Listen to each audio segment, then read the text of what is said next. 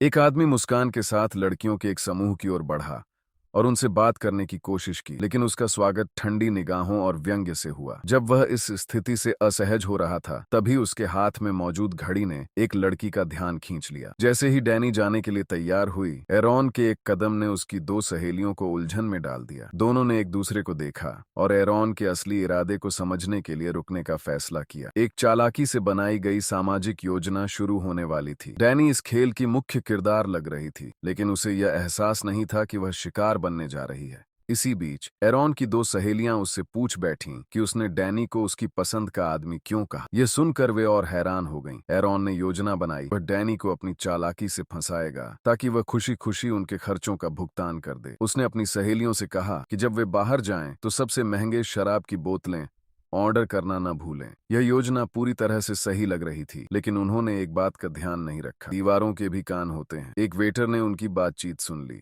Waiter ने Danny को इस योजना की जानकारी देने का फैसला किया। वेटर ने डैनी को पूरी बात बता दी। वेटर की सलाह पर डैनी ने वहां से जाने की तैयारी की, लेकिन कुछ कदम चलने के बाद वह रुक गई। डैनी ने एक पल में अपनी बुद्धिमानी से एक पलटवार की योजना बना ली। उसने वेटर के साथ एक नजर मिलाई और दोनों ने समझौते के साथ सिर हिलाया। जल्द ही एरॉन और उसकी सहेलियां नशे में वापस अपनी सीट पर आईं। डैनी, हालांकि शराब पी रही थी, पूरी तरह सतर्क थी। उसने वेटर को बुलाया और जानबूझकर दो और महंगी शराब की बोतलें लाने के लिए कहा। यह सुनकर एरॉन की सहेलियां खुशी से झूम उठीं, ये सोचकर कि डैनी उनके लिए एक बड़ी मूर्ख साबित हुई। लेकिन उन्हें नहीं पता था कि डैनी और वेटर ने उनके लिए कुछ और ही सोच रखा था।